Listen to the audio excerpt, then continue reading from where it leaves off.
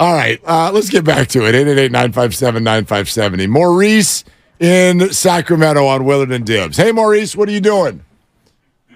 Hey, man, I'm just eating while you guys were going ahead and chopping it up. So that's the deal. What are you eating, Maurice? I did eggs and avocado. Eggs and avocado at 3:34 in the afternoon. How rich? Avocado? You are an evil genius, Maurice. Don't judge me. I'm trying to get back in shape right now. I am judging you, and my thoughts of you are going through the roof. Go ahead. So on the first one, you guys said translating Kyle Shanahan. Yes. I don't think he's married to any of these dudes. I think Kyle right now, he just wants a Super Bowl. He doesn't care what it looks like. He doesn't care if it's somebody from the stands. And I think that leash on Brock Purdy is like 4 games. 5-6 games in the Super Bowl window is just that's ridiculous. I mean, you're not making the playoffs. If he starts off like 2-4, 2-5. Yeah, I think if he starts off 1-3, it's over. You moved the goalpost there a little bit to more like 6 or 7 games. You think if they start 1-3 that they would pull Brock Purdy? Maurice, he would have to look so bad.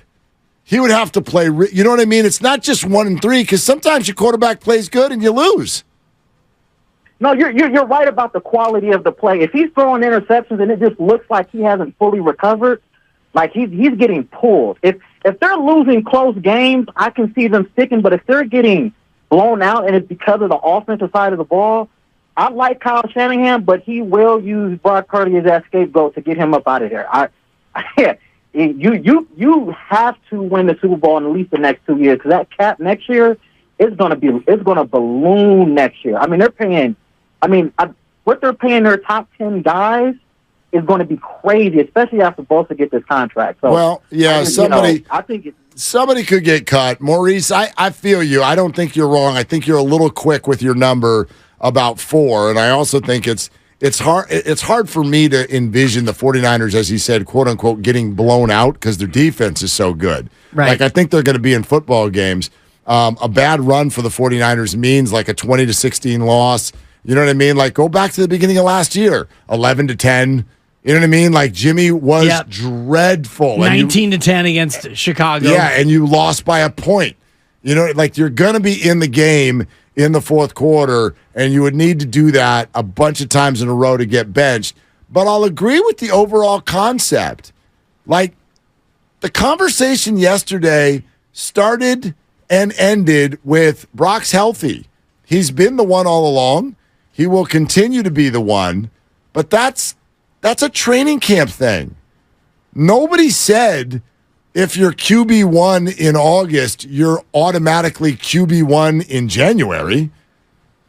Nobody said that. There's no guarantee. No, of course not. So, yes, there could be a move made if things aren't going right. So I'll buy that he's not, quote-unquote, married to Brock.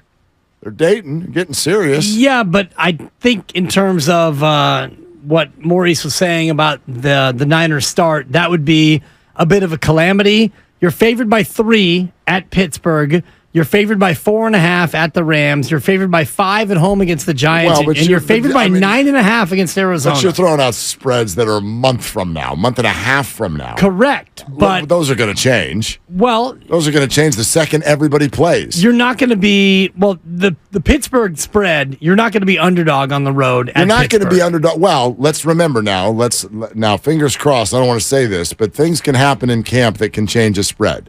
Okay? People can get hurt. And so who knows what's going on.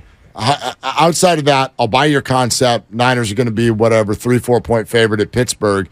If they go out and win that game by 30 points, that number the next week's going up. Of course. They go out there and they get upset, that number's going down. So those things are moving. They are moving, but the point is, if you look at all of the future spreads, there's only one game right now where the odds makers see them as an underdog, and that's at Philadelphia.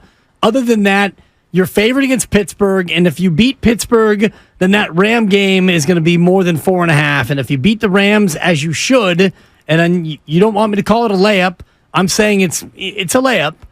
Shanahan is better than McVay. He beats McVay. Then you get the Giants, and you're 2-0 here, and the home opener at Levi's, that 5 will be 7.5. And then you go, you have Arizona at home. That thing might be 11. You have all the look-ahead lines? Yeah. What's the Dallas? October 8th. Favored by 2.5. Niners. What?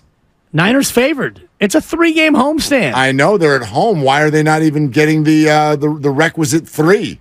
It's just 2.5. That's saying that on a neutral field, Dallas is favored. And I wonder what Dallas... What the hell is that about? Let me look at Dallas's schedule. Can I bet on that right now? Probably. I want to bet on that right now. Yeah. Dallas... I like that. Yeah. Man. Dallas hosts New England the week before. And, wow, Dallas is favored in every game up to that point. You might have a battle of 4-0 teams there. You won't. And that's a Sunday night game. Ba-ba-ba-da-ba-ba-ba. It's got da-da-da-da-da. You will not have a 4-0 versus 4-0 game there. Who has a loss? Probably both of them. Well, Dallas does have the Jets at home. Their home opener is... And the Jets, there are a few teams out there right now that we're just doing all kinds of fun things on paper. Oh, the Jets are amazing. Yeah, we have they could be. They might be. They might be the best team in that division. They might also be awful, and Aaron might be washed. I have no clue what to. I know their defense is good, and I know they now have a viable quarterback. That doesn't mean they're automatically going to be awesome, and they're in a really hard division, you know. So that could go a few different ways. Hey, real quick, how about let's go to Vince in the city. Hey, Vince, what are you doing? Just on my way home from work. But I think if I had to give a game limit or I don't know an end for if Brock Purdy is going to get pulled, I would put it around 6. I'd give him, round up from a third of the season. If he has a bad start and you go like 1-5 or 2-4, I think he might want to look at Trey Lance.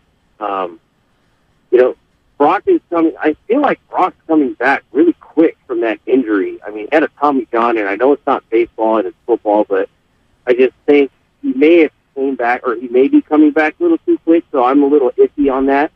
And then also, just because, they came out and said Brock is the guy, do you guys think there's concern that Kyle Shanahan might tighten up on the playbook, or do you think he's going to open it up and let it fly and do all these crazy routes and plays that he likes to run?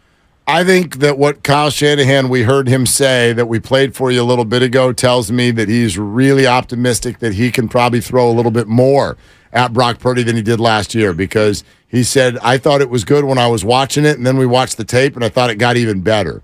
So I think he's super optimistic about what he can go out there and do with Brock Purdy this year. But sure, the journey's got to unfold. Got to go do it.